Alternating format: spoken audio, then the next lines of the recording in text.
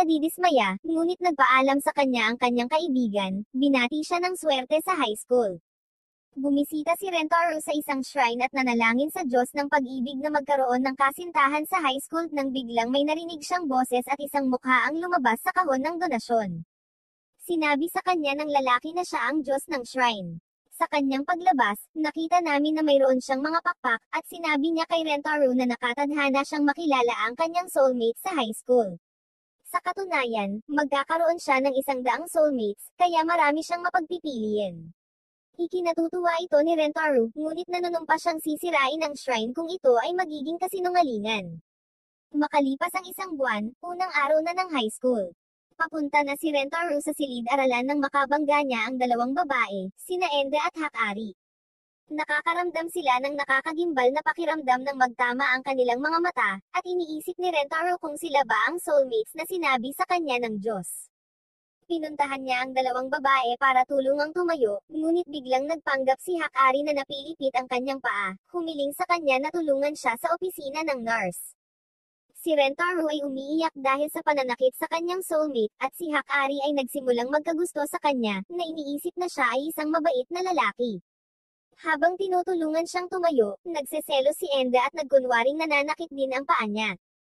Sinimula ni Rentaro na saktan ang sarili dahil sa pananakit sa 2 babae, at tumayo ang mga babae habang nag-aalala sila para sa kanya. Nagulat si Rentaro nang makitang maaari silang tumayo, ngunit mabilis silang bumalik sa pagpapanggap. Dinala sila ni Rentaro sa opisina ng nurse, ngunit pakiramdam niya ay siya ang dinadala. Ang mga babae ay nagpapanggap na nawalan ng balanse, at nagsimula silang mag-away para sa kanya, ngunit sila ay parehong kumapit sa kanya habang sila ay nagpapatuloy sa opisina ng nurse. Ipinakilala ni Rentaro ang kanyang sarili sa mga babae, at nalaman niyang lahat sila ay nasa iisang klase. Mayroong 2 iba pang mga babae na dumaan, at binanggit nila ang isang larangan ng pink leaf clover sa courtyard, na nagsasabing kung anyayahin mo ang sino man na lumabas na may pink na 4-leaf clover, garantisadong sasagutin sila ng oo. Biglang tumakbo sina Ende at Hakari, at nagulat si Rentaro na maayos na ang kanilang mga paa. 3 oras pagkatapos ng pag-aaral, nakita namin si Rentaro na bumalik para tulungan ang isang guro na mahanap ang kanyang contact lens. Habang naghahanda siyang umuwi, iniisip niya kung makikita pa ba niya ang mga babae, at bigla niya itong nakita sa courtyard. Nakita namin si Ende na naghahanap ng 4-leaf clover, at tinitingnan ni Rentaro kung paano ito nangyayari. Laking gulat ni Ende nang makita siya, at sinubukan niyang magpanggap na hindi niya hinahanap ang clover. Napansin ni Rentaro na wala si Hakari, at inalok niya si Ende ng inumin. Medyo nahihiya si Ende na tanggapin ito, kaya naisip ni Rentaro na baka nawiwirdohan siya sa kanya dahil kakakilala pa lang nila, pero bigla niya itong inagaw sa kanya, sinabing iinuman niya ang lahat para hindi ito masayang. Sinabi ni Rentaro sa kanya na dapat na siyang umuwi dahil maggagabi na. Sinabi ni Ende sa kanya na huwag sabihin sa kanya kung ano ang gagawin, ngunit nagpasalamat siya sa kanya para sa inumin, at napagtanto ni Rentaro na siya ay nababalisa. Biglang tumakbo si Ende, at bumalik si Hakari. Hinalok siya ni Rentaro ng inumin, ngunit balak ni Hakari na magkaroon ng hindi direktang pagkiss sa kanya, kaya hiniling niyang ibahagi ang kalahati sa kanya, na sinasabing hindi niya ito mauubos mag-isa. Naisip ni Rentaro na mangyayari ito, kaya nagdala na siya ng mas maliit na inumin para sa kanya, ngunit iginiit nito na hindi pa rin niya ito mauubos. Sumang-ayon si Rentaro at humigop habang ibinibigay niya ito kay Hakari, ngunit natarante si Hakari, at natapon ang lahat sa lupa. Iniisip ni Rentaro na masama ang loob niya dahil talagang gusto niya ang inumin.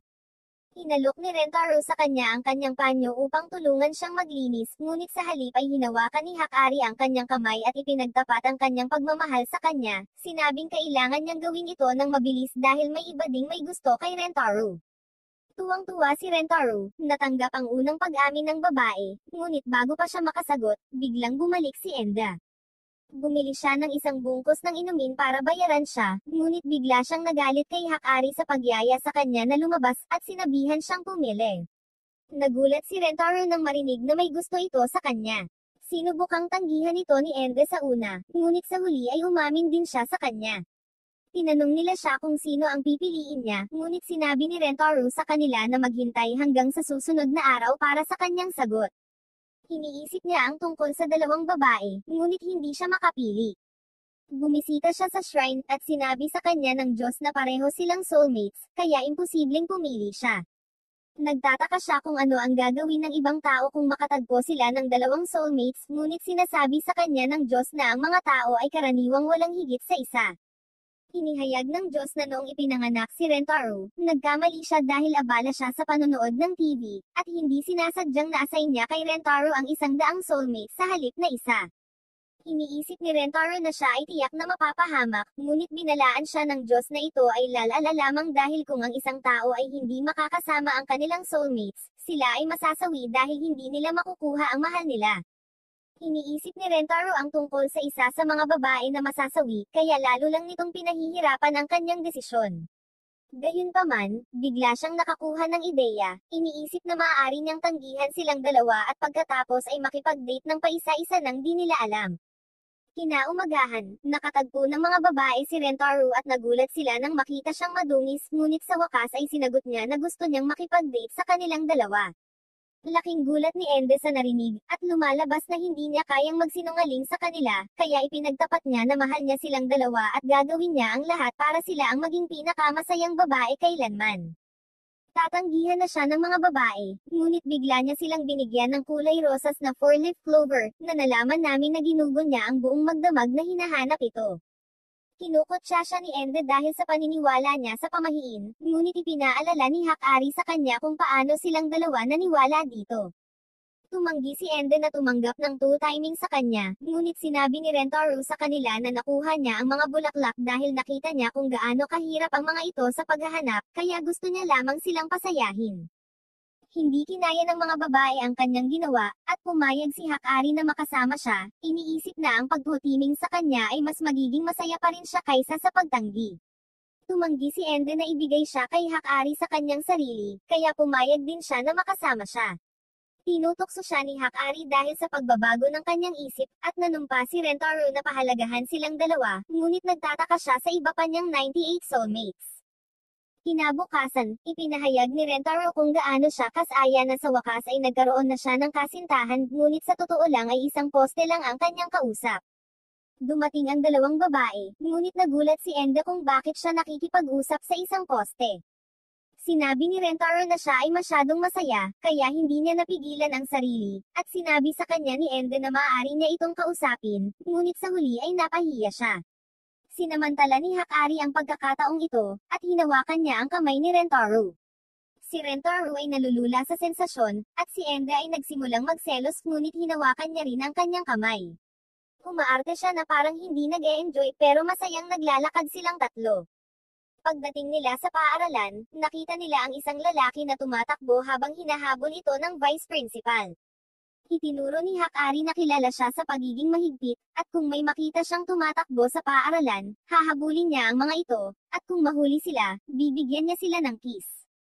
Iniisip ni Rentaro na magdudulot ito ng emosyonal na pinsala, at sinabi ni Hakari na ang vice principal ay dating star sprinter, kaya imposibleng makalayo sa kanya. Tinanong ni Hakari si Rentaro kung nakipag-kiss na ba siya sa sinuman, ngunit sinabi ni Rentaro na hindi niya ito ginawa dahil sila ang kanyang unang naging kasintahan. Nang marinig ito, napagtanto ni Hakari at Ende na kung sino ang unang kumilos ay makakakuha ng kanyang unang kiss. Ang tatlo ay magkasama sa lunch break, at habang si Ende ay ginulo ng isang pusa, si Hakari ay nagpakain ng egg roll kay Rentaro.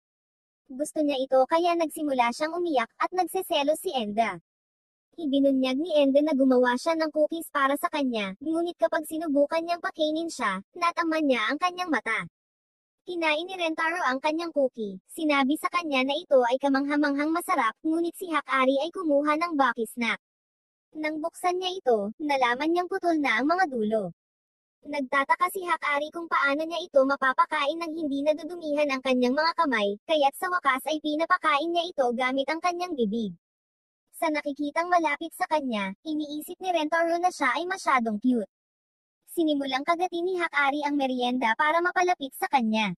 Sinubukan ni Ende na sumali, ngunit sa huli ay tinusok niya ang kabilang mata niya. Habang humaharang ang buhok ni Ende, naging sanhi ito ng pagbahing ni Rentaro, at nabasag niya ang kanyang Bucky snack kay Hakari. Napansin ni Ende na namumula ang mga mata nito, kaya nag-aalala siya na may sipon siya, ngunit bigla niya itong sinunggaban. Sinabi sa kanya na maaari siyang gumaling sa pamamagitan ng pagpapasa nito. Sinubukan niyang ikis siya, ngunit hamarang si Hakari. Sinabing hindi nila matiyak na mayroon itong sipon, kaya sinubukan niyang suriin ang temperatura nito sa pamamagitan ng kanilang mga labi, sinasabing tradisyon ito ng kanilang pamilya. Gayunpaman, pinigilan sila ni Ende at sinubukang himatayin si Rentaro upang maibigay niya ito sa kanya. Itinulak siya ni Hakari, at pareho silang galit sa isa't isa. Sa wakas ay napagtanto ni Rentaro na sinusubukan nilang ikis siya. Hindi sumasang-ayon si Ende dito, ngunit ang kanyang ekspresyon ay nagpapakita ng kanilang mga motibo. Natigilan si Rentaro nang malaman niyang gusto siya nitong ikis, kaya inalok niya itong ikis dahil kanina pa niya gustong gawin iyon, ngunit ipinaliwanag ni Hakari na kailangan niyang pumili kung sino ang una niyang ikikis, dahilan para mag-away na naman sila sa isa't isa. Gayunpaman, pinigilan sila ni Rentaro, sinabing mayroon siyang solusyon na plinano niya noong nakaraang araw. Dahil sa sobrang excited, marami siyang naisip kung paano sila papasayahin. Kaya para sa unang kiss, pananatilihin nilang misteryo kung sino ang unang ikikis, kaya pareho silang magkakaroon ng pagkakataon na maging unang kiss niya, at ituturing niyang una ang bawat kiss nila. Ang mga babae ay nag-aalala tungkol sa kung paano nila ito mapapanatiling misteryo, ngunit ipinaliwanag ni Rentaro ang kanyang plano, na kinabibilangan ng pagsusuot ng maskara at pagtatakip ng kanilang mga tainga. Gamit ang isang dice, random na tutukayan ng mga babae ang kanilang standing position, at ikikis niya sila nang hindi nalalaman kung sino ang kanyang kinis. Pagkatapos ay babalik siya sa kanyang orihinal na posisyon, at ang mga babae ay muling ira-randomize ang kanilang mga posisyon, kaya sa huli, wala siyang ideya kung sino ang una niyang kinis. Sa tingin ni Hakari, magandang ideya ito, ngunit nag-aalala si Ende na may pagkakataong mandayo siya, kaya't inihayag ni Rentaro ang kanyang solusyon, na ang Pinky Promise na hindi sila mandayo. Sa tingin ni Ende ay kalokohan ito, ngunit nangako si Rentaro na magtutusok ng karayom sa kanyang mata kapag hindi niya natupad ang pangako.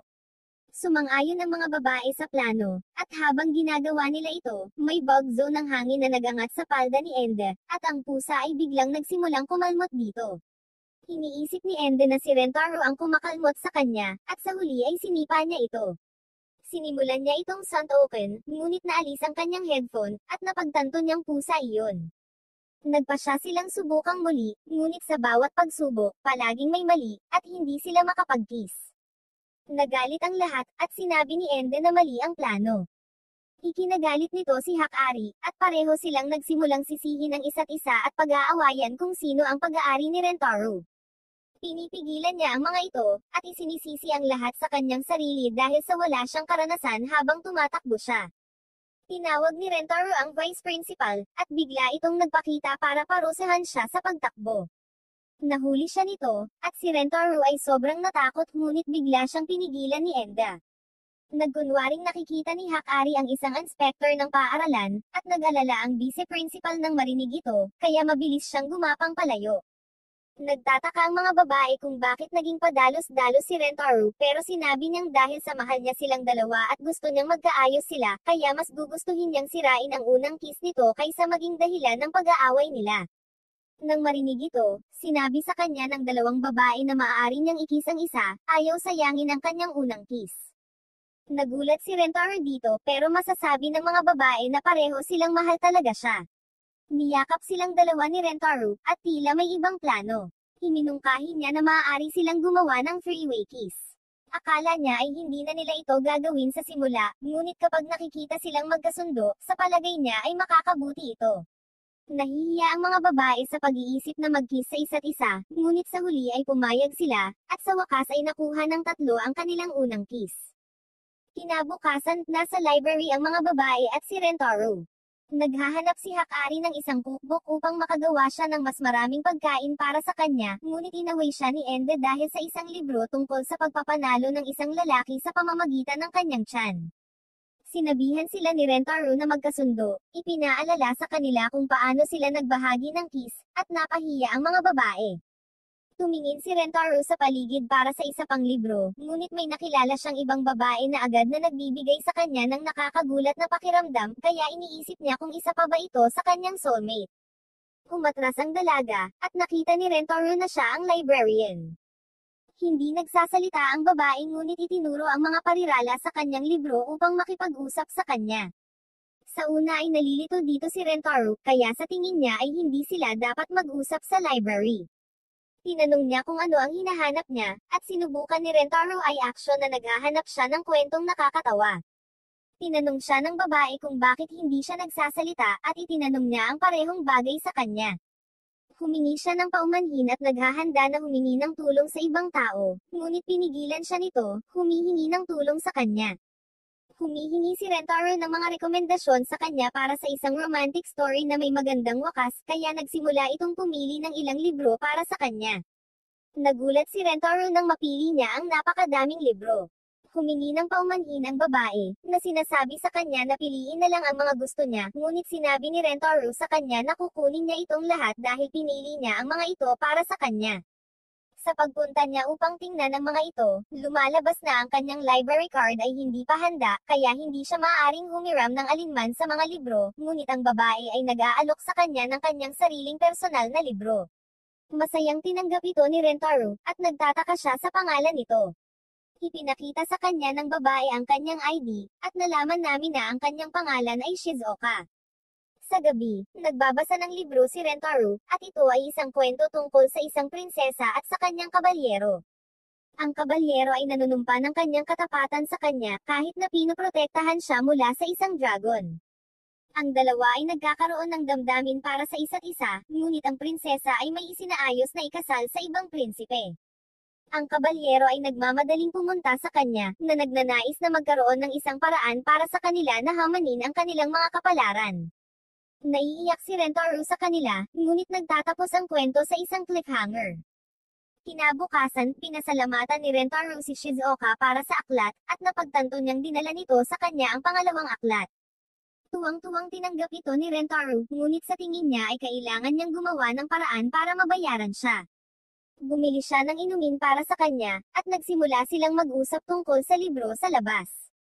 Sinabi sa kanya ni Shizuoka na ito ang paborito niyang libro, at humanga si Rentaro kung gaano niya ito kakilala dahil makakahanap siya ng anumang pariralang gagamitin nito para makipag-usap, ngunit natutuwa lang si Shizuoka na hindi siya nakikita ito na kakaiba, na nagpapakita na hindi pa niya ito nakikita na nagkaroon ng tunay na kaibigan.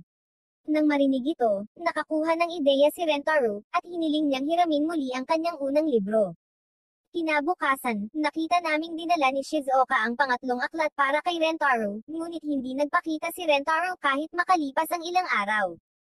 Habang naglalakad si Shizuoka sa paligid ng paaralan, napansin niya si Rentaro kasama sina Hakari at Enda. Napansin nila kung gaano siya inaantok, at sinabi niyang naging abala siya sa gabi. Ang mga babae ay nag-iisip tungkol sa kung ano ang maaari niyang gawin, ngunit si Rentaro ay patuloy na humikab. Bigla siyang kinis ni Hakari, sinabing binibigyan niya siya ng enerhiya. Niyakap siya ni Rentaro, na tinatawag siyang kanyang anghel, ngunit sinabi ni Ende na marami rin siyang lakas na ibibigay sa kanya. Lumapit siya para ikis siya ngunit nauwi sa pag-headbutt sa halip.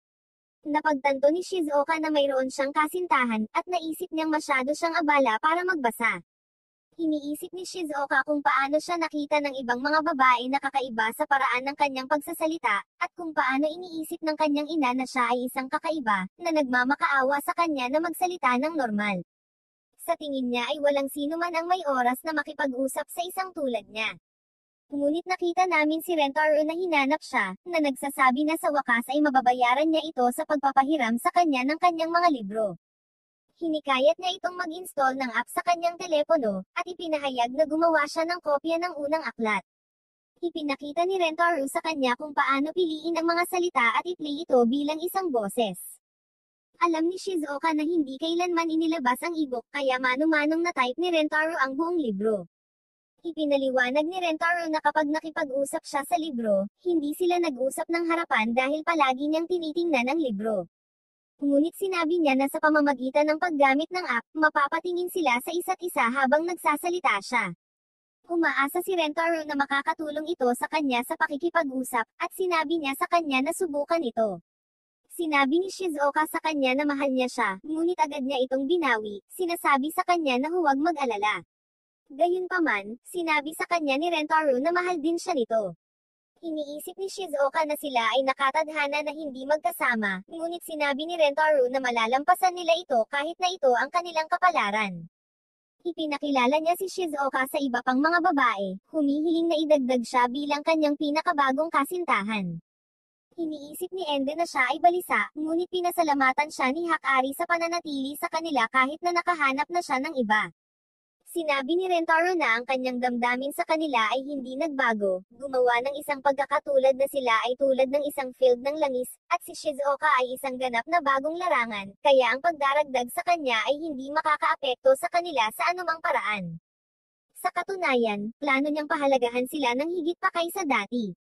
Nangangako si Rentaro na patunayan ito sa kanyang mga aksyon, na sinasabi na kung sakaling mabaigo niya ang mga ito, patubusin niya ito sa pamamagitan ng paggawa ng kalokohan, kahit na mag-order ng isang espesyal na kutsilyo mula sa Amazon. Sa wakas ay tinanggap ito ni Enda, at ang mga kasintahan ni Rentaro ay lumaki ng isa, ngunit mayroon pa ring 97 soulmates na dapat makilala. Sinabi ni Rentaro kay Hakari at Enda ang tungkol kay Shizuoka. Sinabi sa kanila na siya ay may cute na mannerism habang nagbabasa ng mga libro, kung saan ginagalaw niya ang kanyang mga daliri sa paan na parang buntot ng tuta, at ipinapahayag nito ang kanyang nararamdaman. Ibinunyag niya na si Hakari ay mayroon ding cute na ugali kung saan kinakagat niya ang kanyang mga daliri habang nag-iisip, at inamin niya na ito ay nakakaakit sa kanya. Idinagdag ni Rentaro na kapag sinusubukan ni Ende na alisin ng isang papuri, pinaikot-ikot niya ang kanyang buhok gamit ang kanyang mga daliri, at nakita niyang kaibig-ibig ito. Nagulat sila na napansin niya ang kanilang pag-uugali, na iniisip na talagang nagmamalasakit siya sa kanila. Ipinagpatuloy niya ito upang ilarawan kung paano kumilos sina Ende at Hakari habang nagkikis sila, ngunit naging sanhi ito ng pagkawala ng kalmado ni Shizuoka nang mapagtanto niyang kinis na niya sila. Iniisip ni Hakari kung interesado rin ba siya sa pagkiss, ngunit sinabi niya sa kanila na iniligtas niya ang kanyang unang kiss para sa kanyang kasal. Sinabi ni Rentaro na ayos lang, sinabing hindi niya ito ikikiss hanggat hindi siya handa. Habang pinagmamasdan siya ni Enda at Hakari, naghihintay na ikiss siya nito, ngunit walang nangyari. Pinakain nila si Rentaro ng tanghalian, ngunit nagalit si Enda dahil hindi siya pinayagan ni Hakari na pakainin siya. Pinakain nila siya sa kanyang bibig habang si Shizuoka ay nasisiyahan sa kanyang pagkain, pinagmamasdan sila habang nag-aaway sila sa kanya.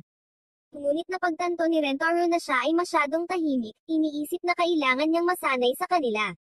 Iniisip niya ang tungkol sa kung paano naglalagay ng harang ang mga tao bago makilala ang isang tao, dahil natatakot sila sa magiging reaksyon ng iba kung ipapakita nila ang kanilang mga emosyon. Kaya sa tingin niya, mas madaling mag-open up sa taong alam na ang nararamdaman mo dahil kapag nabunyag na ang tunay mong nararamdaman, hindi mo na kailangang matakot sa magiging reaksyon ng ibang tao. Tinanong ni Rentaro ang mga babae kung gusto nilang maglaro ng baraha, sinabing ang matatalo ay kikilitiin ng mananalo. Naniniwala si Rentaro na ang pagtawa ay ang pinakamahusay na paraan upang pilitin ang isang tao na ipakita ang kanilang mga damdamin, sa pag-aakalang magiging magkaibigan silang lahat pagkatapos nilang kilitiin ang isa't isa. Naiisip ng mga babae ang pagkiliti sa kanila ni Rentaro, kaya determinado silang matalo laban sa kanya. Si Rentaro ang nanalo sa unang round habang si Enda ang natalo, ngunit mukhang masaya siya tungkol dito. Si Rentaro ay nagpapatuloy sa pagkiliti sa kanya habang sinusubukan niyang pigilan ito, at siya ay humiga sa lupa, ngunit huminto si Rentaro nang mapagtanto niyang medyo nag-e-enjoy siya rito. Para sa ikalawang round, muling nanalo si Rentaro, at ang natalo ay si Hakari. Ipinagdiriwang niya ang pag-alam na malapit na siyang kilitiin ito, at sinimulan niya itong kilitiin, dahilan para matawa siya habang nililibang niya ang bawat sandali nito. Ngunit nagsimulang kumilos ng kakaiba si Hakari, at nagmakaawa siya sa kanya na huminto, na sinasabing siya ay sobrang nakikiliti. Nalaman namin ang tunay na dahilan na hindi na niya mapigilan ang sarili. Nanalo si Rentaro sa ikatlong round, at si Shizuoka ang natalo, kaya inaabangan niya ang pagkiliti sa kanya, na gustong marinig kung paano siya tumawa. Ngunit habang kinikiliti siya nito, nananatili itong tahimik, at nakuha niya ang kanyang aparato upang sabihin na siya ay tumatawa. Sa tingin niya ay kaibig-ibig ang hitsura nito, kaya patuloy niya itong kinikiliti habang pinagmamasdan sila ni Enda at Hakari, na napagtantong hindi pa siya natalo. Gusto nilang kilitiin siya pabalik, kaya naging determinado silang manalo sa laro.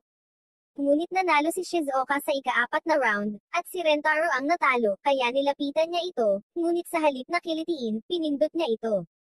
Nagsisimula siyang tumawa habang nagtataka si Hakari kung bakit hindi niya sinasamantala ang pagkakataong ito na maramdaman ang lahat sa kanya. Iniisip ni Hakari na naaakit siya sa mahiyain na pag-uugali ni Shizuoka, at iniisip ni Hakari kung paano niya ipinagmamalaki ang kanyang pinakamahusay na mga tampok upang makuha ang kanyang atensyon, na nakikita ang kanyang sarili bilang isang poser. Ang likas na alindog ni Shizuoka ay ganap na kabaligtaran, kaya naisip niya na si Shizuoka ay isang mas malaking banta kaysa kay Enda. Pagkatapos ng laro, pumunta si Rentaro sa banyo habang si Enda ay nakaharap kay Shizuoka. Alam niyang nilalayo niya ang kanyang distansya mula kay Rentaro. Sinabi ni Shizuoka sa kanya na siya ay isang bagong dating, kaya gusto niyang lumayo sa kanilang landas. Ngunit pinaalalahanan siya ni Enda na siya rin ay kasintahan ni Rentaro, kaya hindi na kailangan pang magpigil, sinabing nakakainis ang kanyang ugali. Agad siyang humingi ng tawad, ngunit ito ay nagpagalit kay Enda, na nagtatanong sa kanya kung bakit hindi siya lumalaban. Nagpa siya si Shizuoka na maging tapat sa kanila, na sinasabi sa kanila na natatakot siya. Ipinaliwanag niya na si Hakari ay may hindi kapani-paniwalang kagandahan, habang si Enda ay may kumpiyansa na pantayan ang kanyang kagandahan, ngunit iniisip ni Shizuoka na walang espesyal sa kanya, at natatakot siya na ikumpara siya ni Rentaro sa kanila. Nagsisimula silang magkagusto sa kanya, sa pag-aakalang siya ay kaibig-ibig, ngunit sa palagay ni Shizuoka ay wala siya kung ikukumpara sa kanila. Tiniyak sa kanya ni Hakari na nakikita ni Rentaro ang kagandahan sa kanya, na kinikilala siya bilang kapwa kasintahan. Pinagmamasdan sila ni Rentaro, na iniisip na ang kanyang plano ay naging mas mahusay kaysa sa inaasahan. Nalaman namin na noong sinusundo siya ni Shizuoka, napagtanto niyang tinatitigan siya ni Enda. Akala niya ay gusto siyang kalabanan ni Enda, ngunit naniniwala siyang dapat niyang bigyan sila ng pagkakataong ipakita ang kanilang mga emosyon. Ipinagmamalaki niya kung paano hinarap ng mga babae ang sitwasyon, at bumalik siya sa kanila habang sinasabi sa kanya ni Enda na dapat siyang kilitiin muli ni Shizuoka dahil nagpipigil siya. Hinihikayat siya ni Hakari na gawin ito. Napagtanto ni Shizuoka na sinusubukan nilang tulungan siya, iniisip na dapat niyang bigyang halaga ang kanilang kabaitan. Kaya't nilapitan niya ito, sinasabi sa kanya na gusto niya itong ikis. Sa wakas sila ay nag-kiss, at si Shizuoka ay nataranta, ngunit si Hakari ay humingi din ng kiss. Iniisip ni Hakari kung siya ay sapat na mabuti para sa kanya, sa pag-aakalang wala siya kumpara kay Shizuoka, ngunit sinabi ni Rentaro sa kanya na mahal niya ang lahat ng kanyang kasintahan.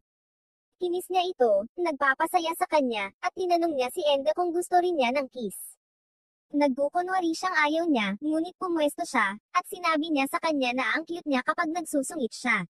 Sinuntok niya ito, ngunit tiniis niya ito, at inamin niya na gusto niya itong ikis, kaya binigyan din siya nito.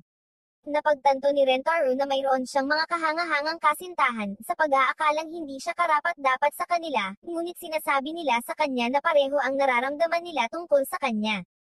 Kinabukasan, pumasok si Rentaro sa silid-aralan, kung saan nakilala niya ang isang babae na nagngangalang Nana.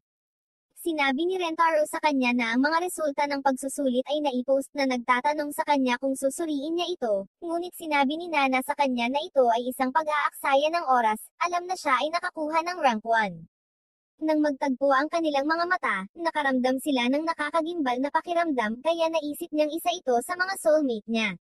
Sinusuri ni Rentaro ang mga resulta kasama ang kanyang mga kasintahan, at nalaman namin na lahat sila ay mahusay. Habang tinitingnan niya ang number 1 spot, nagulat siya nang makitang nakakuha si Nana ng perfect score. Tinanong niya ang mga babae tungkol sa kanya, kaya sinabi nila sa kanya na siya ay isang kabuuang nerd, na sinasabing masasagot niya ang anumang tanong na ibigay nila sa kanya, at may mga chismis na hindi siya tao. Sa kanilang biology class, si Rentaro ay ipinaraise kay Nana, at napagtanto niya na hindi ito katulad ng kanyang mga kasintahan dahil ang kanyang kagandahan ay nasa ibang antas. Napagtanto niya na kinokopya niya ang sagot mula sa kanyang aklat-aralin, dahil sa tingin ni Nana na ang mga praktikal na pagsusulit ay isang pag-aaksaya ng oras na sinasabing alam na ng mga siyentipiko ang sagot. Sinabi ni Rentaro sa kanya na ang propesor ay nanonood, kaya ginagamit niya ang mikroskopyo, ngunit sa halip na tingnan ang specimen, tinitingnan niya ang kanyang aklat-aralin, na nagsasabing ito ay mas mahusay. Napagtanto niya na siya ay kumikilos tulad ng isang robot, at habang sinusubukan niyang hiwain ang espesimen, nasugatan niya ang kanyang daliri. Si Rentaro ay nagpapatuloy upang banlawan ito, na nag-iisip tungkol sa pagpunta sa opisina ng nurse, ngunit sinabi sa kanya ni Nana na hindi na kailangan at inilagay ito sa kanyang bibig, na naging sanhi ng kanyang takot.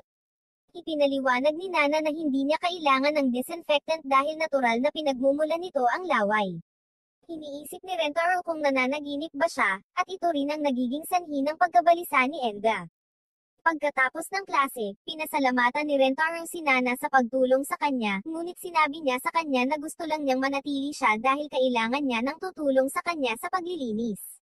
Gusto ni Rentaro na makilala siya ng mas mabuti, na nag-aanyaya sa kanya na lumabas kasama niya, ngunit iniisip ni Nana na ito ay isang pag-aaksaya ng oras dahil ito ay walang anumang halaga, na sinasabi na hindi ito makakabuti sa kanyang hinaharap na mga prospect. Iniisip ni Rentaro na ang pagiging masaya ay ang kahulugan ng buhay, ngunit sinabi nito sa kanya na siya ay delusional, na sinasabing siya ay nag-aaksaya ng kanyang oras, kaya nagsimula siyang magtaka kung siya ba talaga ang kanyang soulmate.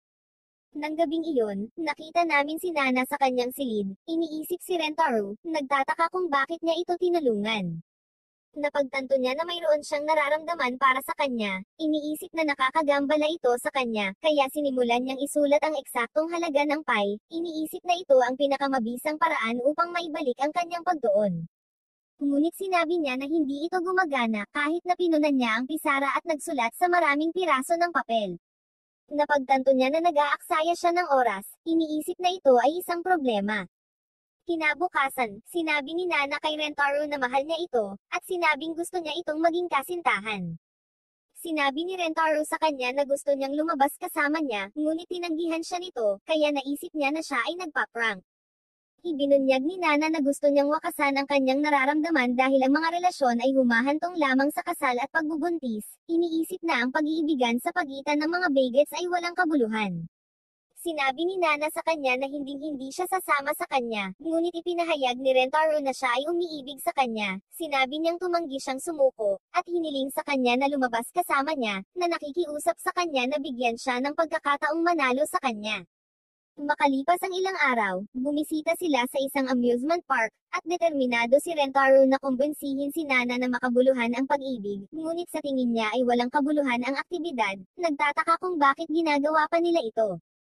Sinabi niya na hawak niya ang isang instant na camera, alam niyang hindi ito nagpapanatili ng anumang data, kaya iniisip niya na ito ay isang depektong aparato.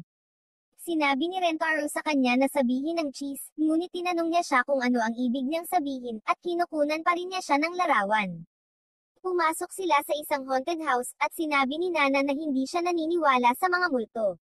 Habang sinusubukan sila ng mga multo na takutin, pinananatili niya ang kanyang kalmadong sarili, sinabing tao lamang sila, kaya nagtataka siya kung bakit natatakot si Rentaro. Sinabi niya na ang haunted house ay puno ng mga tao, kaya dapat nilang tawagin itong bahay ng tao. Habang nakasakay sila sa mga higanteng take-ups, naisip niya na ang sino mang lumikha ng rides ay nababalisa, nagtataka kung bakit pumili ang mga tao para umikot-ikot, at sa tingin niya ay nilikha ito para mag-brainwash ng mga tao. Pumasok sila sa isang higanteng maze kung saan nakatagpo sila ng mga dead ends, habang nagtataka si Nana kung bakit hindi na lang tamang landas ang ginawa ng mga designer, sa pag-aakalang ito ay nagpapahirap lamang sa buhay ng mga customer. Sa Ferris wheel, ipinahayag ni Nana na takot siya sa matataas, kaya umupo si Rentaro sa tabi niya, at magkahawak sila ng kamay. Tinitingnan nila ang lahat ng mga larawang kinuha nila, at inamin ni Nana na masaya siya, ngunit iniisip pa rin niya na ito ay isang walang kabuluhang araw. Kaya't nagpa siya si Rentaro na sunugin ang mga larawan, na nagsasabing dapat nilang burahin ang mga ito sa kanilang mga alaala. Ngunit nang sunugin na niya ito, naalala ni Nana na ang camera ay hindi nag-iimbak ng data, kaya mawawala ang lahat ng mga talaan ng kaganapan.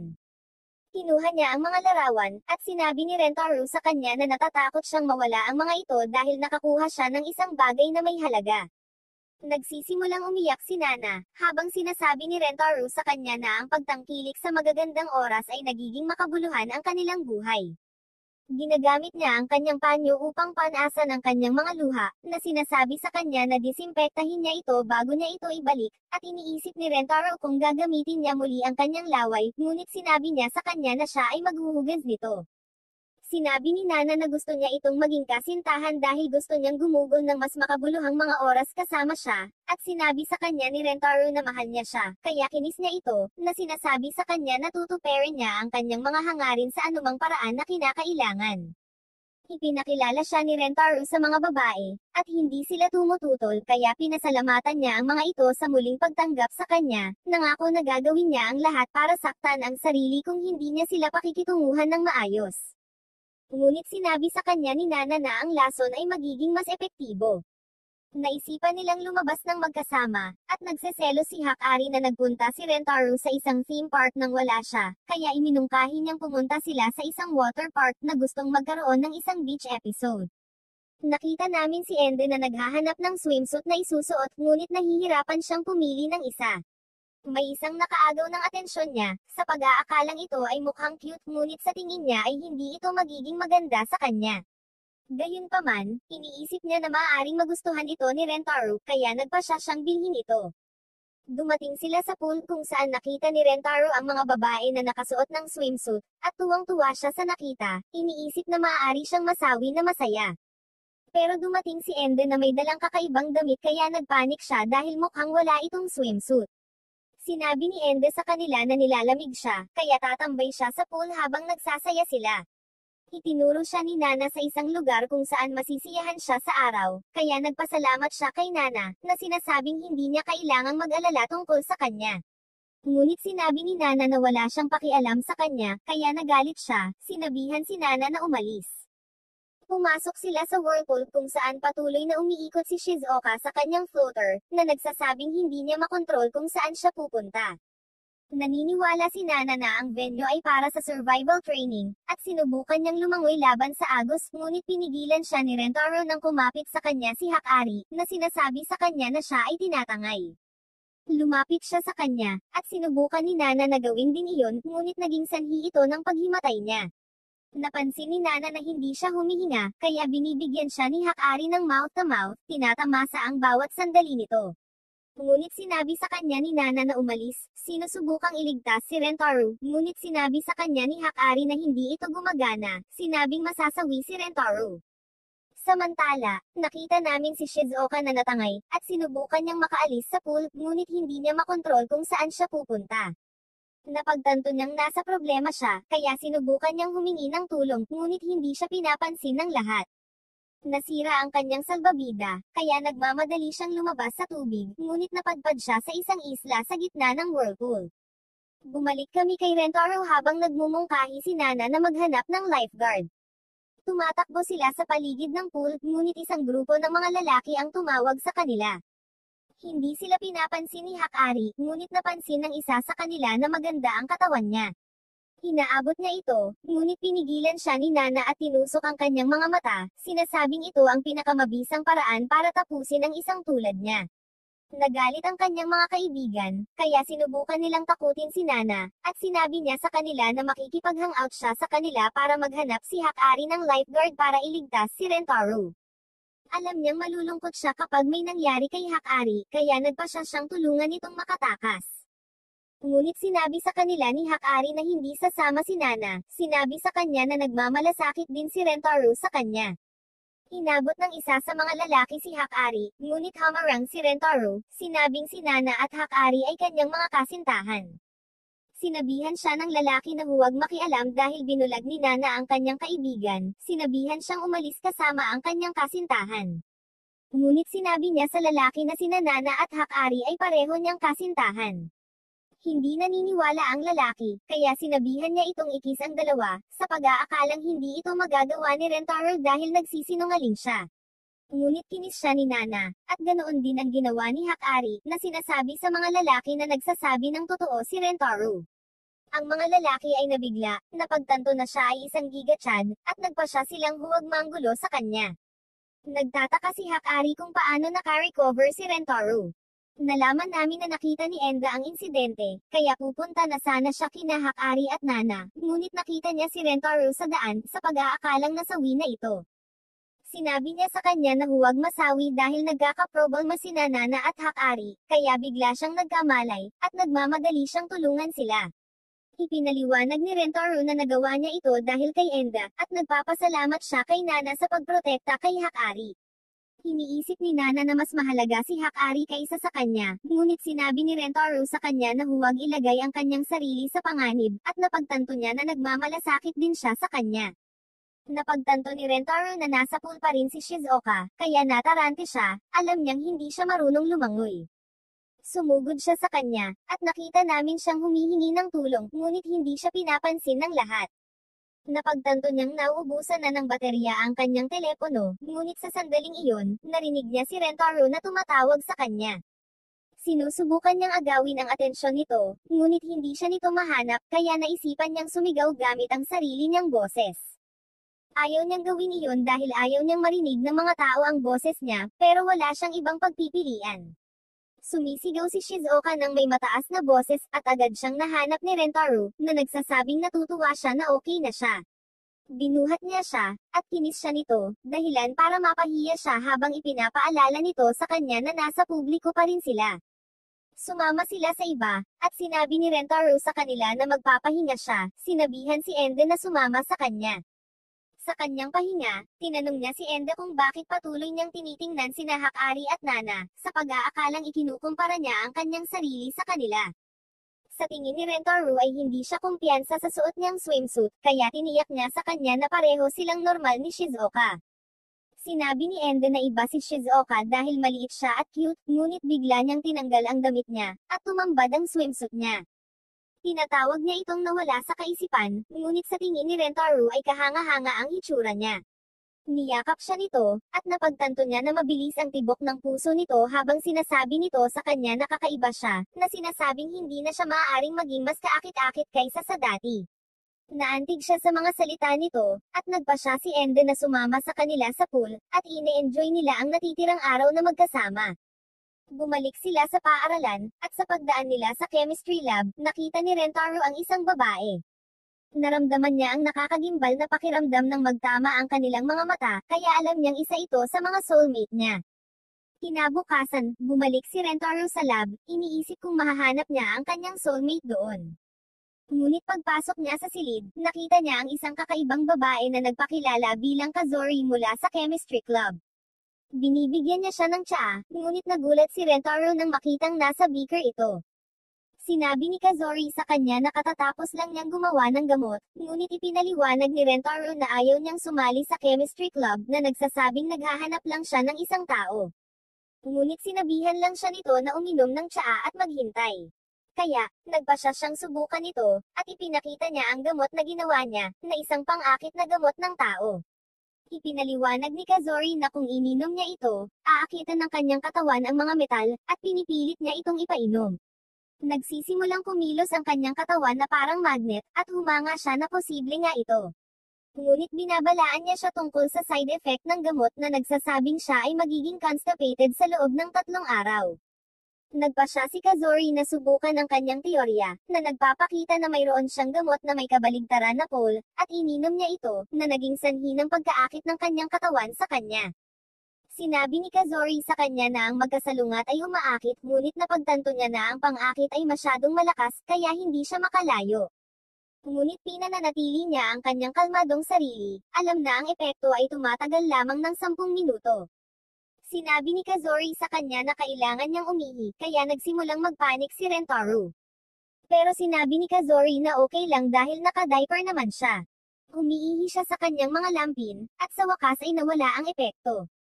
Ibinunyag niya na gusto niyang lumikha ng mga bagong gamot na inihayag na marami na siyang nagawa sa mga ito.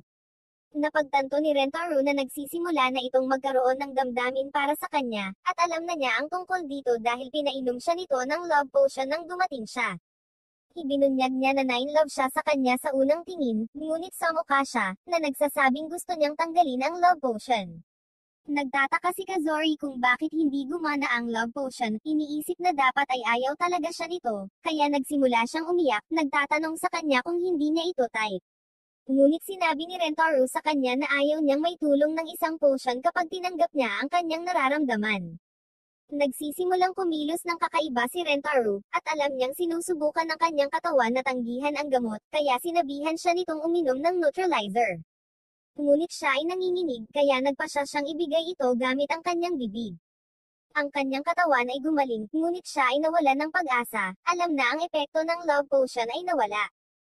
Sinabi ni Rentaro sa kanya na gusto pa rin niya siya, na naging sanhi ng pagkalito sa kanya, at nakiusap siya sa kanya na lumabas kasama niya, na sinasabing gagawin niya ang lahat ng gusto niya.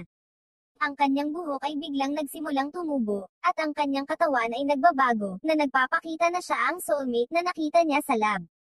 Ipinaliwanag ni Kazori na uminom din siya ng neutralizer habang binibigay niya ito sa pamamagitan ng bibig na inihayag na nagbago siya sa isang bata dahil nagtrabaho siya sa isang nabigong immortality na gamot. Ngunit sinabi niya na maaari lamang niyang mapanatili ang kanyang kasalukuyang anyo sa loob ng isang oras. Inihayag ni Kazori na siya ang presidente ng Chemistry Club at ang kanyang kasalukuyang anyo ay may mahinang paningin at mahabang buhok, kaya mas gusto niyang gawin ang kanyang pananaliksik bilang isang bata. Hindi makapaniwala si Rentaro na isa siya sa mga soulmate niya, at pumayag siyang lumabas kasama niya. Ipinakilala ni Rentaro si Kazori sa iba pa niyang kasintahan, at hindi siya nakatanggap ng anumang negatibong reaksyon. Pero sinabi niya sa mga ito na mahilig siya sa gamot, kaya iniisip ni Enda kung ayos lang siya. Ipinaliwanag ni Rentaro na siya ay mas matanda sa kanila at siya ay maliit dahil sa isang gamot, kaya naisip ni Enda na si Kazori ay isang taong mahilig sa gamot. Ibinunyag niya na mayroon siyang gamot para tumulong sa pagpapalaki ng asset ni Ender, ngunit siya ay nabalisa. Kaya, nag-aalok si Kazori na bigyan siya ng iba pang mga gamot upang mapabuti ang kanyang sarili, ngunit lalo siyang nagalit, tinanong si Kazori kung bakit niya ito ginagawa. Inihayag niya na sinabi sa kanya ni Rentaro ang tungkol sa kanyang kawalan ng kapanatagan. Pinahirapan siya ni Ender, ngunit sinabi ni Kazori kung gaano niya ito kamahal, kaya agad itong humingi ng tawad. Binigyan ni Kazori si Hakari ng gamot para sa pagpapaganda, na sinasabing ito ay magiging mas kaakit-akit sa kanya. Sa tingin niya ay mapapahusay nito ang kanyang mga assets, kaya nagpasya siyang inumin ito, ngunit napagtanto niya na siya ay pawis na pawis, at ang kanyang mga damit ay natutunaw habang ipinapaliwanag ni Kazori na walang mas mainit kaysa sa kanyang kasuutan sa kaarawan. Binibigyan siya ni Rentaro ng mga damit, at inamoy niya ito, alam niyang sinuot niya iyon. Nag-aalala si Hakari na maaari rin itong matuno, ngunit tiniyak ni Kazori na isang beses lang gumagana ang gamot, kaya ligtas ang mga damit ni Rentaro. Binigyan ni Kazori si Shizuoka ng isang gamot na naging sanhi ng kanyang paglaki ng mga tainga ng kuneho. Nakita ito ni Rentaro na cute, at sinimulan niya itong hawakan, na nagpapasaya sa kanya. Binibigyan ni Kazori si Nana ng gamot na pangkontrol sa buhok na nagbibigay sa kanya ng kakayahang gamitin ang kanyang buhok tulad ng mga dagdag na armas. Ginagamit ito ni Nana upang sunggaban si Rentaro, at kinis niya ito, na sinasabing gusto niya ang gamot dahil pinapataas nito ang kanyang kahusayan. Ipinaliwanag ni Kazori na ang gamot ay tumatagal ng 10 minuto, na nagsasabing maaari siyang uminom ng higit pang mga gamot kung gusto niyang tumagal ang epekto, ngunit ito ay magdaragdag sa kanyang panganib na maging kalbo. Iniisip niya na ito ay isang maliit na halaga na dapat bayaran, at tinanong si Rentaro kung mamahalin siya nito kahit na siya ay kalbo, at sinabi ni Rentaro sa kanya na mamahalin siya nito kahit na siya ay maging isang alien. Ngunit ipinahayag niya na gusto niya ang kanyang buhok, kaya nagpasya siyang huwag gumamit ng gamot. Sinabi ni Kazori sa kanila ang tungkol sa kanyang pangarap na sumali sa isang research team para makagawa pa siya ng mas kamanghamanghang mga gamot, ngunit naramdaman niya ang pagnanais na umihi, na sinasabing gagamitin niya ang kanyang mga diaper. Ngunit sinabihan siya ni Rentaro na gumamit ng banyo.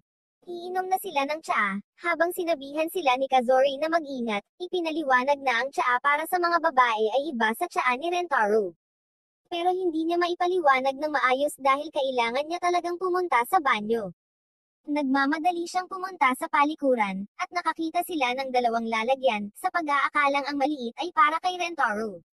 Sabay silang kumakain, ngunit napagtanto ni Kazori na ang mga babae ay malapit nang uminom ng tsaa ni Rentaro, kaya't binalaan niya sila na iluwa ito, na inihayag na ang malaking lalagyan ay may gamot na dapat ay magpapakis sa kanya. Pero sinabi ni Rentaro sa kanya na ikikis niya siya kahit hindi siya nakainom ng gamot. Masaya siyang marinig ito, at kinikis na niya ito. Ngunit bigla siyang hinawakan ni Ender, itinapon, nang mapagtanto niyang gusto siyang ikis ng mga babae. Nagsimula silang kumilos tulad ng mga zombie, at napagtanto ni Kazori na siya ay nagkamali, sinabihan si Rentaro na tumakbo dahil ang mga babae ay nakakaranas ng side effect ng gamot. Ipinaliwanag niya na hindi ito ligtas para sa mga babae dahil ang mga babae ay mayroon ng matinding pagnanais na kumis sa mga lalaki, kaya ang gamot ay naging sanhi ng pagkawala ng kontrol sa kanila, dahil ang pagnanais na kumis ay napakalakas na ito na lamang ang natitira sa kanilang isipan. Ito kahit papaano ay nagbibigay sa kanila ng sobrang lakas. Tinatawag niya silang kiss zombies, binalaan si Rentaro na ikikis nila siya ng panghabang buhay pero mukhang okay lang siya dito. Ipinaliwanag ni Kazori na kailangan nila ang gamot na nagbabalik ng gamot bago kumalat ang gamot or ang kanilang mga personalidad ay mabuburn magpakailanman. Nalaman namin na may 1 oras lang si Rentaro para makuha ang gamot habang tinutulak siya ng mga ito, na nagbabalak na ikis siya hanggang masawi.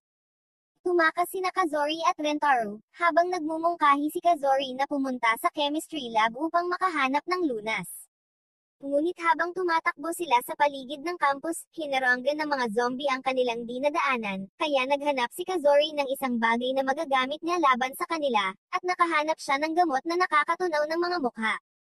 Ngunit sinabihan siya ni Rentaro na huwag gamitin ito, sinabi na dapat silang lumihis.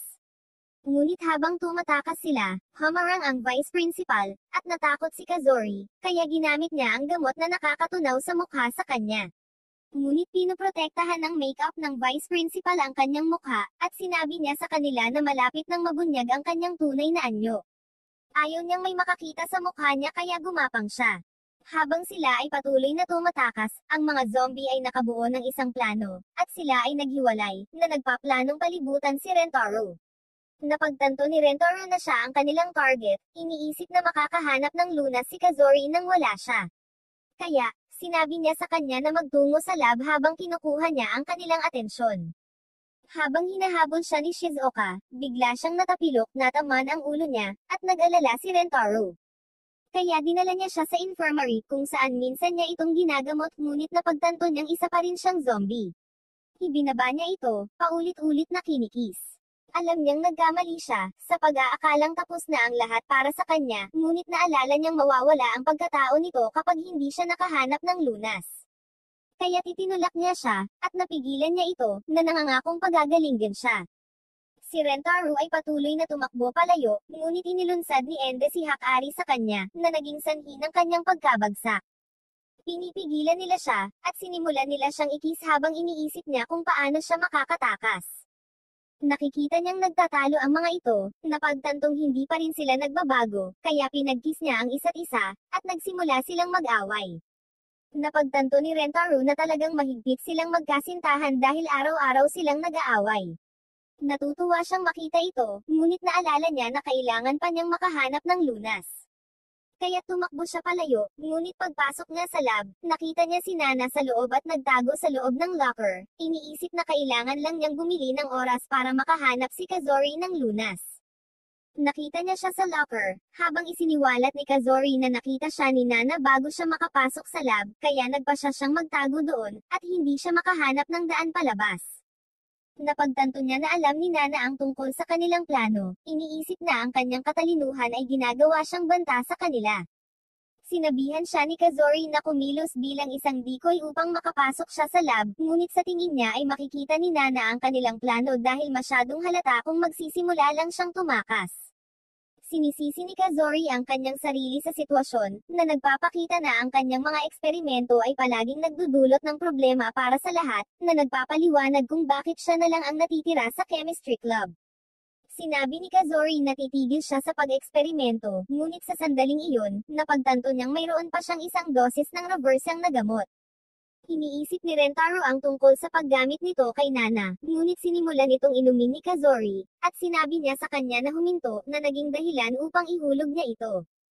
Sinabi ni Rentaro sa kanya na dapat ay ginamit nila ito kay Nana, at napagtanto niya na may punto siya, ngunit bumalik siya sa kanyang orihinal na anyo, na sinasabi sa kanya na plano niyang pumasok sa lab habang hindi siya nakikilala ni Nana. Ngunit nakainom lang siya ng konti sa gamot, kaya ipinaliwanag ni Kazori na wala siyang maraming oras. Iniisip niya ang tungkol sa pagpigil kay Nana bago mawala ang gamot, ngunit nakita ni Nana na siya ay kainahinala, at nakikita niya ang kanyang plano, kaya itinali niya siya. Nataranta si Rentaro, iniisip na hindi nila mapapagaling ang mga zombie, ngunit nakita niya ang gamot sa sahig, at gumawa siya ng isang plano. Tumakbo siya palayo, tumakbo palayo kay Nana, at nagtago sa isang silid, ngunit sinira niya ang pinto, na naging dahilan upang siya ay mabigle. Napagtanto ni Rentaro na walang paraan para makalabas, at sinimulan niya itong ikis ng paulit-ulit habang tinatanggap niya ang kanyang kapalaran. Mukhang ito na ang wakas para sa kanya, ngunit sa sandaling iyon, binibigyan siya ni Kazori ng gamot na naging sanhi ng kanyang pagkahimatay, at ipinaliwanag ni Kazori na babalik siya sa normal pagkatapos niyang magising. Nalaman namin na inakit niya si Nana dahil alam niyang liliit na ang katawan ni Kazori, at ipinapaliwanag nito kung paano siya nakalaya. Pinagaling nila ang iba pang mga zombie, at nagising sila sa infirmary, nagtataka kung ano ang nangyari. Naalala ni Hakari na kinis niya si Ende, ngunit sinabi niya na wala siyang naaalala. Alam din ni Ende ang nangyari, pero nagkunwari siyang nabura ang kanyang alaala. Alam ni Rentaro na nagbibiro lang sila, ngunit masaya siya na nagkakasundo sila. Sinisisi ni Kazori ang kanyang sarili sa nangyari, kaya humingi siya ng tawad sa lahat, ngunit ipinaalala ni Rentaro sa kanya na iniligtas niya sila, na sinasabi sa kanya na handa siyang ayusin ang kanyang mga problema sa kanya. Kaya pinayuhan niya itong huwag sumuko sa kanyang pananaliksik na sinasabing mahal niya siya dahil sa kanyang hilig. Ang lahat ay pumupunta sa isang flower park kung saan nakarinig sila ng isang anunsyo tungkol sa kaganapan ng Boketos. Naisip ni Hakari na dapat silang lumahok na nagsasabing ang mag-asawang makakahuli ng bouquet ay magkakaroon ng isang espesyal na photoshoot kung saan sila ay nakabihis bilang mag-asawa. Lahat sila ay sabik na manalo, at nalaman namin na si Hakari ay palaging gustong magsuot ng damit pangkasal, na iniisip na ang kanyang pangarap ay malapit ng matupad. Maraming tao ang nagtipon para sa kaganapan, at nakita namin ang Gorilla Gang habang inuutusan sila ng kanilang pinuno na manalo sa laro para sa kanya. Iniisip ni Hakari na mahihirapan silang harapin sila, kaya iminungkahi niya na magtulungan at mag-draw ng lots para matukoy kung sino ang lalahok sa photoshoot. Naisip ni Rentaro na dapat manatili si Shizuoka dahil napakaliit niya, para tuluyan siyang lamunin ng karamihan.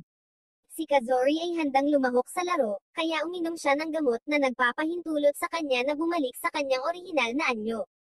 Napansin ni Rentaro na may bandila ang grupo, kaya gumawa siya ng isa para sa kanyang koponan, na tinawag silang Pamilya Rentaro. Magsisimula na ang laro, at ipinaliwanag ng tagapagbalita na ipinagbabawal ang pisikal na pag-atake laban sa ibang mga kalahok. Ipinakilala niya ang lahat sa espesyal na panauhin ng kaganapan, at nakita namin na ito ang vice principal. Sinabi niya sa lahat na gusto niyang umalis ang bouquet sa kapaligiran dahil ayaw niyang may maging masaya. Nagsisimula ang laro, at inihagis niya ang bouquet ng may hindi kapani-paniwalang puwersa. Sinusundan ito ng lahat, habang napapansin ni Rentaro na lumilipad pa rin ito, sa pag-aakalang hindi ito lalapag. Nakikita namin ang mga miyembro ng Gorilla Gang na umaatake sa iba pang mga kalahok, habang sinasabi ng kanilang pinuno na hindi sila gumagamit ng karahasan, na nagsasabing ang gang ay nagsasanay lamang, kaya hindi nila nilalabag ang mga patakaran. Sumang-ayon ang announcer sa kanya, at itinapon niya ang mga miyembro ng kanyang gang, gamit ang mga ito para patumbahin ang mga tao. Malapit nang matamaan si Hakari, ngunit pinoprotektahan siya ni Ende, sinabing sasali siya sa gang para makilahok sa kanilang pagsasanay. Nakipagbuno siya sa pinuno, sinasabi sa lahat na haharapin niya siya para makapag-focus sila sa pagkuha ng bouquet. Nagsisimula itong bumagsak kaya ginagamit ng mga miyembro ng gang ang kanilang mga bandila upang lumikha ng isang hindi kapani-paniwalang hangin na nagiging sanhi ng pagbabago ng direksyon nito. Mukhang mananalo na ang Gorilla Gang, ngunit sa sandaling iyon, nakita namin si Shizuoka sa hangin, at nalaman namin na nakatayo siya sa tabi ng mga may hawak ng bandila, kaya inilunsad siya pataas ng malikha ang wind vortex. Nakuha niya ang bouquet, ngunit malapit na siyang mahulog sa kanyang kasawian, kaya sinubukan siya ng mga babae na masalo. Iniisip ni Rentaro na magkakaproblema sila dahil masasaktan sila kapag nabangga niya ang mga ito, ngunit tumalbog siya sa kanilang mga assets, na nagpapahintulot sa mga ito na tanggapin ng impact, at nasalo siya ni Rentaro bago siya bumagsak sa lupa. Ang pamilyang Rentaro ang nanalo sa kaganapan, at nagsimula silang bumunot ng lot para matukoy kung sino ang sasali sa photoshoot.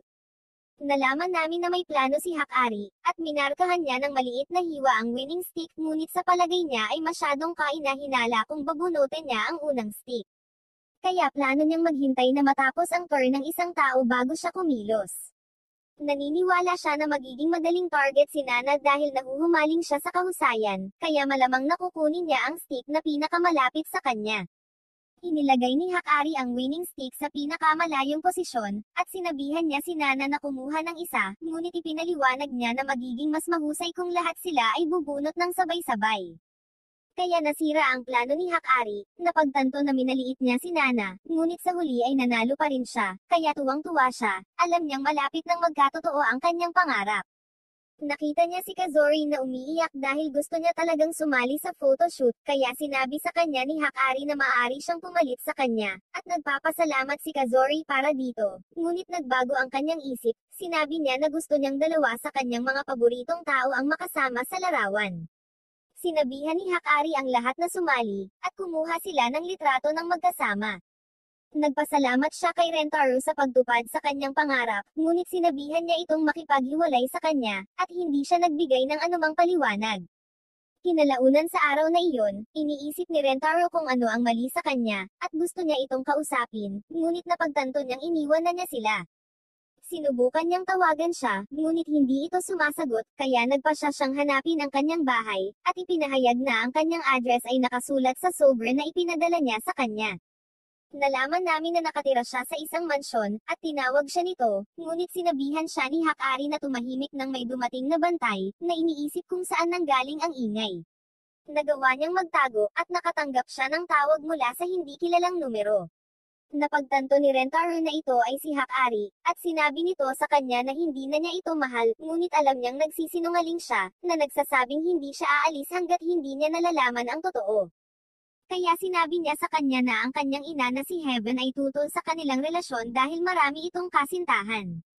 Ipinaliwanag niya na kinuha ang kanyang telepono, at aalis na siya sa bayan. Sinabing gagamitin ni Heaven ang kanyang pera para makuha ang gusto niya, kaya naisip ni Hakari na hindi siya makakasama. Biglang dumating si Heaven, at kinuha niya ang telepono, sinasabi sa kanya na layuan si Hakari habang nagbabanta siya na paalisin siya. Pinigilan siya ng isang gwardya, kinikilala siya bilang dating kasintahan ni Hakari, at sinabihan siyang sumuko dahil hindi niya ito makakasama. Nakita naming lumalayo si Rentaro, iniisip na walang espesyal sa kanya, kaya hindi niya deserve na makasama si Hakari. Ngunit nakakita siya ng 4-leaf clover, at naalala niya ang mga sandaling kasama niya ito, kaya determinado siyang bawiin siya. Nang gabing iyon, tinalakay niya ang sitwasyon sa mga babae, sinabi sa kanila na plano niyang pumasok sa mansyon para kunin siya, ngunit iniisip nila na hindi siya magtatagumpay dahil napakayaman ni Heaven, kaya hindi siya makakatakas mula sa kanya. Alam ni Rentaro hindi siya magkakaroon ng pagkakataon, ngunit determinado siyang pasayahin si Hakari, sinabi niyang handa niyang ipagsapalaran ang lahat para sa kanya. Ipinaliwanag niya na itutuloy niya ang kanyang plano, na sinasabi sa kanila na hintayin siyang bumalik, ngunit sinabi nila sa kanya na mahal nila siya, kaya handa silang samahan siya sa kanyang plano. Sinusubukan niyang kausapin ng mga ito, alam niyang mapupunta lang sila sa gulo, ngunit napagtanto niyang mahal nilang lahat si Hakari, kaya determinado silang lahat na iligtas siya. Pumunta sila sa mansyon, at plano ni Rentaro na maghagis ng bola para agawin ang atensyon ni Hakari, ngunit hindi niya nataman ang bintana, at nawala ang bola. Nakita ni Enda ang isang pusa na naglalaro dito, at sinubukan nilang habulin ito habang papunta ito kay Nana. Sa palagay ni Nana, ang pinakamabisang paraan upang harapin ito ay ang i-disable ito sa pamamagitan ng isang sipa, ngunit pinigilan ni Rentaro ang pusa, at narinig nila ang papalapit na gwardya, kaya nagtago sila sa likod ng isang puno.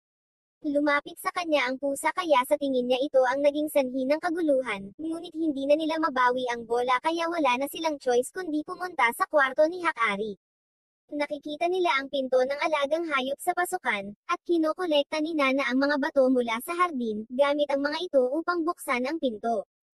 Nalaman namin na natukoy niya ang lokasyon ng lock mula sa hugis ng pinto, at inilunsad niya ang mga bato ng may kamanghamanghang katumpakan, na nagpapahintulot sa kanya na i-unlock ang pinto. Sinabi ni Nana sa kanila na pumasok sa mansyon, ngunit napansin ni Rentaro na nasugatan ang kanyang hinlalaki, kaya ginamo ni Enda ang kanyang sugat, iniisip kung ano ang nangyari dito. Ipinaliwanag niya na kailangan niyang gamitin ang kanyang hinlalaki upang mapabuti ang kanyang katumpakan, na sinasabing utang niya kay Hakari ang lahat para sa pagligtas sa kanya mula sa mga lalaki. Pumasok sila sa mansyon, ngunit may nakita silang guard dog na papalapit, kaya nagpasya silang umatras, ngunit napagtanto nilang naiwan si Shizuoka. Sa tingin niya ay tapos na ang lahat para sa kanya, kaya sinabi niya sa lahat na umalis nang wala siya. Nilapitan siya ng aso, ngunit sinimulan siya nitong dilaan habang ipinaliwanag ni Nana na ang mga aso ay may likas na hilig na protektahan ang mahihinang nilalang, at si Shizuoka ay napakahina kaya nakalimutan ng aso ang tungkulin nitong protektahan ang mansyon. Iniisip ni Rentaro na hahabulin sila ng aso kapag nakapasok na sila, kaya nagmungkahi si Nana na sabihin kay Shizuoka na tusokan ang mga mata nito, ngunit ipinakita sa kanila ni Kazori ang isang potion, na nagpapakita na maaari nitong patulugin ang mga hayop. Ibinigay niya ito kay Shizuoka, sinabihan siyang gamitin ito, ngunit nauwi siya sa pag-inom nito dahil nakalimutan ni Kazori na sabihin sa kanya kung paano ito gamitin. Nakatulog siya, ngunit dinilaan ng aso ang gamot mula sa kanya, na naging dahilan upang makaramdam ito ng antok. Pumasok sila sa isang koridor, at sumama sa kanila ang pusa, na nag-trigger ng alarma.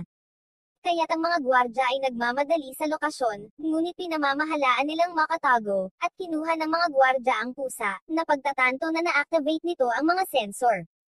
Iniisip ni Nana na hindi sila lalagpas sa koridor dahil kakailanganin nila ng infrared na salaming decolor para maiwasang ma-trigger ang alarma, ngunit isiniwalat ni Kazori na nagdala siya ng infrared vision eye drops, at nagpasya si Rentaro na gamitin ito. Ipinaliwanag ni Kazori na wala siyang makikita kundi ang mga sensor habang nasa ilalim ng epekto nito. Sinabi sa kanya ni Ende na naghulog siya ng isang sobra at sinabi ni Nana na naka-address ito sa isang dayuhang pangkat ng pananaliksik, na napagtanto na pinaplano niyang ipadala ang mga eye drops bilang isang kalakip sa kanyang aplikasyon. Ngunit sinabi ni Kazori sa kanila na mas mahalaga si Hakari kaysa sa research team. Nag-transform ang mga mata ni Rentaro, na nagpapahintulot sa kanya na makita ang mga sensor, ngunit sa palagay niya ay imposibleng daanan ang mga ito dahil ang mga sensor ay nasa lahat ng dako. Napagtanto niya na may bukas na malapit sa kisame, ngunit masyadong malawak ang koridor para umakyat ang isang tao sa tuktok. Iminumungkahi ni Nana ang pagkuha ng 2 tao upang magtrabaho ng magkasama, ngunit sinabi niya na lahat sila ay mga babae, kaya sa tingin niya ay mahirap silang itugma para kay Rentaro dahil hindi nila kayang pantayan ang kanyang lakas. Ngunit napagtanto niya na si Enda ay isang eksepsyon, kaya itinali niya ang mga ito, sinabi sa kanila na i-synchronize ang kanilang mga paggalaw upang makalampas sa mga sensor. Nakarating sila sa tuktok, at tinahak nila ang dulo ng koridor habang sinabi ni Rentaro kay Enda na dumudulas na ang kanyang damit. Ngunit nakikita namin na ang kanyang ulo ay nakadikit sa kanyang tiyan, na nagiging sanhi ng kanyang pakiramdam. Nakarating sila sa kabilang panig, at sinabi ni Rentaro sa iba na hintayin sila sa labas. Nakita nila ang kwarto ni Hakari, kaya binuksan nila ang pinto, at nakita nila itong nakatingin sa kanilang group picture. Ngunit sa sandaling iyon, ang alarma ay na-trigger, dahil napagtanto ni Rentaro na hindi nila dapat binuksan ang pinto. Napagtanto nila na napapaligiran sila ng mga gwardya, at dinala sila kay Heaven, na nagsabi sa kanila na hindi niya sila itatapon dahil kaibigan sila ni Hakari. Sinabi sa kanya ni Rentaro na papasayahin niya si Hakari, ngunit hindi siya naniniwala sa kanya, inihayag na siya ay 13 taong gulang nang ipanganak niya si Hakari. Ipinaliwanag ni Heaven na ang lalaking mahal niya ay masasawi sa sakit, at gusto niyang maipanganak ang kanyang anak bago ito masawi, kaya sumailalim siya sa artificial insemination sa murang edad. Alam niya na siya ay gumawa ng isang walang ingat na hakbang, iniisip na ito ay tumatakbo sa kanyang dugo, kaya iniisip niya na si Hakari ay gagawa ng mga katawa-tawa na bagay para sa pag-ibig. Matapos masawi ang kanyang kasintahan, binuhay niyang mag-isa si Hakari, at kahit na masaya siya sa pagkakaroon ni Hakari sa kanyang buhay, napagtanto niyang hindi na mapapalitan ang kanyang kasintahan. Ayaw niyang maranasan ni Hakari ang paghihirap na dinanas niya, kaya gusto niyang lumayo si Rentaro, sa pag-aakalang hinding-hindi nito madadali ang kaligayahan ni Hakari. Ang kwento ni Heaven ay nagpaiyak kay Rentaro, na nagsasabing ayaw niyang magdose si Hakari tulad nito. Sa sandaling iyon, ang epekto ng eye drop ay nawawala, na nagpapahintulot sa kanya na makita si Heaven. Nang magtagpo ang kanilang mga mata, nakaramdam sila ng nakakagimbal na pakiramdam, at napagtanto niyang isa rin ito sa kanyang soulmate. Agad na umibig si Heaven sa kanya, hinihiling na lumabas siya kasama niya, at nakita siya ni Ende na isinasaalang-alang ito, kaya ipinaalala niya sa kanya na si Heaven ay ina ni Hakari. Ipinaliwanag ni Heaven na nagbibiro lamang siya, na sinasabi sa kanya na hinding-hindi niya hahayaang magpatuloy ang relasyon nila ni Hakari. Pero sinabi ni Rentaro na hinding-hindi siya susuko dahil gusto niyang mapasaya si Hakari. Hindi naniniwala sa kanya si Heaven, kaya naglabas siya ng isang lie detector, na sinasabing dapat itong may hayag kung gaano siya hindi tapat. Ngunit hindi ito pinagkakatiwalaan ni Rentaro, kaya nagpa siya silang subukan ito kay Ende habang ipinaliwanag ni Heaven na hindi siya kumbinsido kung gagamitin niya ito sa kanyang lalaki. Tinanong niya si Ende tungkol sa sukat ng kanyang asset, at sinabi niya na halos mayroon siyang mga C-size ngunit ipinahayag ng lie detector na nagsisinungaling siya. Ipinaliwanag ni Heaven na nakakakita ito ng kahit katiting na kasinungalingan. Kaya sabi ni Ende na B-size siya pero nagsisinungaling pa rin. Nagalit siya, inamin na A-size lang ang mayroon siya, at kinukumpirma nito na nagsasabi siya ng totoo. Nagtataka si Heaven kung mahal niya si Rentaro, at sinabi niya na mahal niya ito, ngunit ipinakita nito na nagsisinungaling siya, kaya nalungkot si Rentaro, iniisip na binabangungot siya. Sinusubukan ni Ende na ipaliwanag kung gaano niya ito kamahal, ngunit patuloy itong tinatawag na sinungaling, kaya pakiramdam ni Rentaro ay malapit na siyang masawi. Sinabi ni Ende na mahal talaga niya ito higit sa anupaman, at ipinapakita nito na nagsasabi siya ng totoo, kaya agad itong gumaling. Nagpa siya siyang subukan ang makina, sinabing mahal na mahal niya si Ende, at kinukumpirma nito na nagsasabi siya ng totoo. Naniniwala si Heaven na pinagkakatiwalaan niya ngayon ang makina, kaya tinanong niya ito tungkol sa kanyang nararamdaman para kay Hakari. Sinabi ni Rentaro sa kanya na papasayahin niya si Hakari, na nagsasabing handa siyang masawi para sa kanya, at kinumpirma ng lie detector na nagsasabi siya ng totoo. Hindi makapaniwala si Heaven na tapat siya sa kanyang mga kasintahan, alam niyang 5 sila, at ipinaliwanag niya na hindi siya nagtitiwala sa resulta.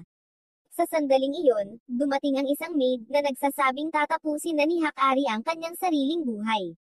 Nagbanta si Ende na babaliin ang leeg ni Heaven, at natarante si Rentaro, sa pag-aakalang seryoso siya, ngunit sinabi niya sa kanya na iligtas si Hakari, na sinasabing hihintayin niya itong bumalik para sa kanya. Kaya, tumakbo si Rentaro habang sinusubukang kumawala ni Heaven, ngunit pinigilan siya ni Ende, na sinasabing ginagawa niya ito para kay Hakari. Samantala, nakita namin si Hakari habang papatalon na siya sa gusali, ngunit dumating si Rentaro, sinabihan siyang tumakas kasama niya. Alam niya na kailangan nilang magpatuloy sa pagtakbo kung makatakas sila, sa pag-aakalang malalagay ito sa problema dahil sa kanya. Sinabi ni Rentaro sa kanya na ayaw niyang malungkot siya, at ipinaliwanag niya na hindi siya magiging masaya kung masawi siya, na nagsasabing ayaw niyang mabuhay nang wala siya. Sinabi ni Rentaro sa kanya na mahal niya siya, kaya gusto niyang manatili siya sa kanya, at sinabi ni Hakari sa kanya na ganoon din ang nararamdaman niya. Nahulog siya sa huli, kaya sinugod siya ni Rentaro, sinalo siya sa tamang oras ngunit alam niyang nasa masamang posisyon siya. Sinabi ni Hakari sa kanya na bumitaw, ngunit tumanggi siya, at nahuhulog silang dalawa. Bago sila tumama sa lupa, nagawa niyang sipain ang pader, at napunta sila sa fountain. Ang mga babae ay sumugod sa kanila, ngunit si Shizuoka ay malapit ng malunod, kaya't iniligtas siya ni Kazori, na nagtataka kung ano ang kanyang iniisip. Natutuwa si Heaven na makitang okay na sila, napagtanto na handang isakripisyo ni Rentaro ang kanyang buhay para iligtas si Hakari. Napagtanto niya na siya ay isang lalaking may paninindigan sa mga salita. Sinabi ni Heaven sa kanya na alagaan si Hakari, at napagtanto niya na isinasapanganib niya ang lahat para protektahan ang kanyang anak, kaya naisip niya na ito ay isang mahusay na tao. Nangako siyang paligayahin si Hakari, ngunit sinabi niya kay Heaven na gusto rin niyang maging masaya siya, at pumayag siyang lumabas kasama niya. Ang mga babae ay nabigla, napagtanto na gusto niya si Rentaro, ngunit ipinaliwanag ni Heaven na hindi niya ito mapigilan dahil nakita niya itong hindi kapani-pani walang kaakit-akit. Ang mga babae ay sabay na naliligo, at nagsimula silang magkumpara ng kanilang mga assets, ngunit alam ni Ende na hindi siya katugma sa kanila, kaya nagpa siya siyang umatras. Nakita niya si Rentaro sa kanilang silid, ngunit sinabi niya sa kanya na ang kanyang tiyan ay nakikita, at naalala niya ang oras na damapu ang kanyang ulo dito. Inakusahan niya itong sinadya yung gawin, ngunit sinabi ni Rentaro sa kanya na nag-aalala siya tungkol sa kanya, kaya kailangan niyang gawin ang lahat upang maiwasan itong mahulog. Sinabi ni Ende sa kanya na nahihiya siya, kaya gusto niyang makabawi sa kanya. Ipinatong niya ang kanyang ulo sa kanyang tiyan, at nasiyahan siya sa sandaling iyon, ngunit biglang sumama sa kanila si Kazori, kaya nagkunwari silang nagpupush up. Inaanyayahan ni Heaven ang lahat sa isang pajama party, na sinasabi sa mga babae na magbihis, habang ipinaliwanag ni Hakari na ang kanyang ina ay gustong magbihis ng mga tao. Nakita sila ni Rentaro na nakapajama sa pag-aakalang kahanga-hanga silang lahat. Kinis siya ni Nakazori at Shizuoka, at pakiramdam niya ay pupunta siya sa langit ngunit nagsimulang dumyugo ang ilong ni Heaven, kaya tinulungan niya ito, tinulungan siyang maglakad sa paligid ng mansyon. Sinabi ni Heaven sa kanya na siya ay masyadong matanda para matuwa, ngunit sinabi ni Rentaro sa kanya na maaari silang magsaya ng magkasama, at sinabi ni Heaven sa kanya na hindi na niya ito mapipigilan, na nagaanyaya sa kanya na pumunta sa kanyang silid. Bumalik kami sa mga babae, at napansin ni Ende na ito ay tumatagal ng mahabang oras para kay Rentaro at Heaven upang bumalik. Kinabahan si Hakari, iniisip na may gagawin sila, at sa sandaling iyon, narinig nila si Heaven na sumisigaw. Kaya, sumugod sila sa kanya, nagtataka kung ano ang kanilang ginagawa, ngunit nakita nila si Rentaro na nakadamit na pambabae, at si Heaven ay sumisigaw dahil hindi siya makapaniwala kung gaano siya kakyut. Nahihiya siya sa sitwasyon, at bigla siyang bumagsak, habang ang mga babae ay nag-aalala, na iniisip na malapit na siyang masawi. Nakaisip si Heaven ng isang plano, na sinasabi kay Nana na tulungan siya. Nagbihis si Nana bilang isang prinsipe, at sinabi ni Hakari na ang kiss lamang ng isang prinsipe ang makakapaggising kay Prinsesa Rentaro. Kinis siya ni Nana, na naging sanhi ng kanyang pagkakaroon ng malay, at ang mga babae ay nasiyahan sa eksena. Sinabi ni Rentaro sa kanila na yumay na siya sa kanila, sinabing maliligo siya, at nagpa siya ang mga babae na panoorin siya, na gustong makita siyang naliligo, ngunit sinubukan ni Shizuoka na pigilan sila. Kaya, pinipigilan nila siya, sinasabi sa kanya na hintayin silang bumalik.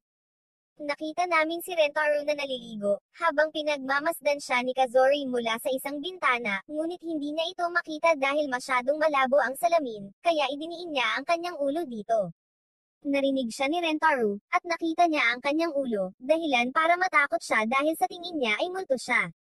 Sinabi niya sa mga babae na nabigo ang kanilang plano, kaya hinayla nila siya, at napagtanto ni Rentaro na wala na siya roon, kaya mabilis niyang sinubukang tapyusing maligo.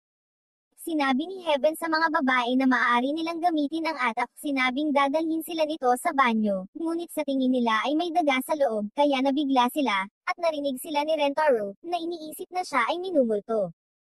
Samantala, nag-aalala si Shizuoka tungkol kay Rentaro, sa pag-aakalang tatapusin ng mga babae ang lahat, kaya sinubukan niyang kumawala, ngunit napagtanto niya na maaari siyang gamulong. Siya ay gamulong pababa sa hagdanan na naging dahilan upang makakuha siya ng momentum, at ang kanyang mga restraints ay natanggal, at napadpad siya sa banyo. Nataranta si Rentaro, sa pag-aakalang multo siya, ngunit napagtanto niya na nakakakita lang siya ng mga bagay-bagay, tinanong siya kung ano ang ginagawa niya doon, ngunit natanggal ang tuwalya nito, dahilan upang siya ay mawalan ng malay. Hihingi na sana siya ng tulong, ngunit nakita niya ang mga babae sa pasukan sa atak, nagtataka kung ano ang ginagawa nila doon. Sinabihan siya ng mga ito na naglalaro lang sila ng taguan, ngunit itinanggi ni Ende na may balak silang manood sa kanya kaya naging halata ang kanilang intensyon, kaya pinagsabihan niya sila. Nang gabing iyon, nakita ni Rentaro si Heaven na nagdadasal para sa ama ni Hakari, at sumama ito sa kanya, nagtataka kung bakit hindi na siya nag-entertain ng manliligaw pagkatapos masawi ang ama ni Hakari. Ibinunyag niya na mahal pa rin niya ito, sinabi niyang wala siyang karapatang magmahal ng ibang lalaki, ngunit sinabi niya kay Rentaro na mahal niya ito, sa pag-aakalang hindi ito tama. Ipinaliwanag niya na kaya niyang magmahal ng higit sa isang lalaki, basta't totoo ang nararamdaman niya. Sinabi niya sa kanya na ikis siya, habang naaalala niya ang ama ni Hakari, na nagsabi sa kanya na iligtas ang kanyang unang kiss para sa lalaking hinding-hindi siya iiwan. Kinikis siya ni Rentaro, habang nagiging emosyonal siya, at iniisip ang ama ni Hakari.